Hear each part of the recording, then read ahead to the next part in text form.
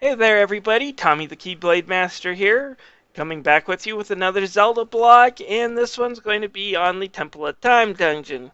Yeah, you know how I've been telling you that the next few segments will require very little work to do? Same is true with this one as well. In fact, we've already been through all the steps to enter this dungeon before. It's pretty much the same thing we did to get the Master Sword, only just a wee bit different. Go to the first dungeon again, and this time talk to Link's uncle, who will be standing there. He will give you a golden cuckoo. Use it to fly to some of the areas you can no longer jump to. You will also have to use a boomerang to change one of the bridges around.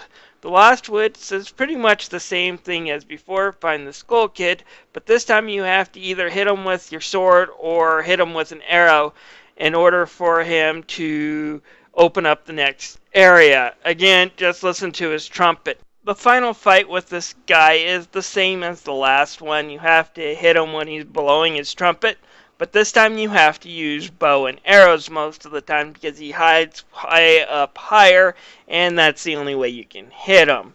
Eventually he'll give up and he'll let you back into that grove again. This time when you get there, you'll have to push a box over as you go in, and when you do, you'll be able to climb up to a special doorway, which will lead you back in time. Back to the area where you were standing in is actually the Temple of Time. And I did forget to mention this last time, but I do like the Studio Ghibli reference here with these two kind of armed guards. They do kind of have a castle in the sky look to them. Go up towards the pedestal of time, and Link will put the Master Sword back in its altar, and then this will happen.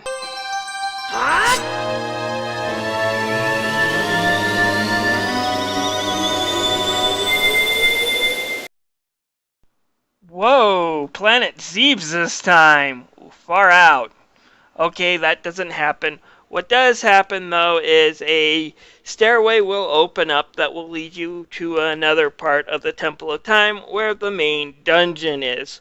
We will also immediately meet the Okoko birds that we've seen in the other dungeons that have helped us warp out if we wanted to.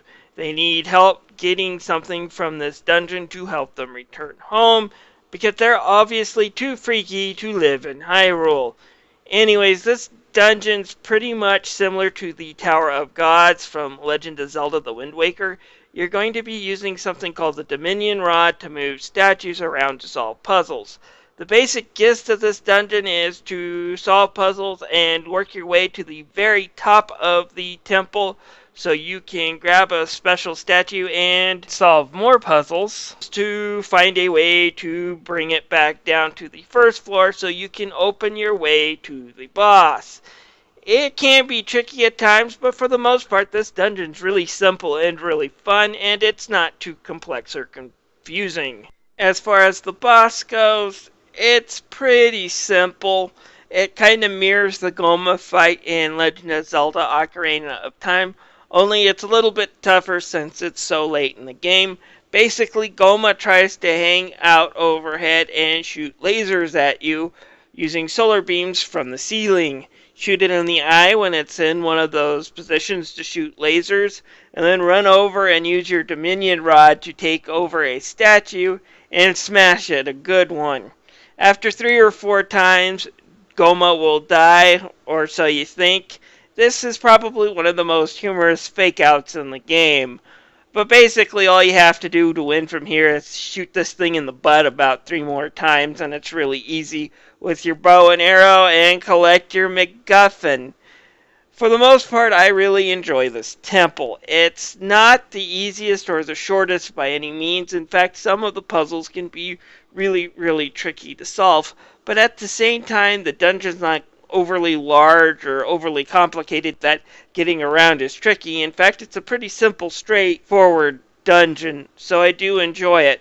And getting in requires very little work to do. Now, the next dungeon is going to be kind of the opposite. In fact, getting into the Sky Gardens probably takes more work than getting into the Water Temple, and we'll cover that next time because there is a lot of fun and some really neat plot twists to get into the Sky Garden.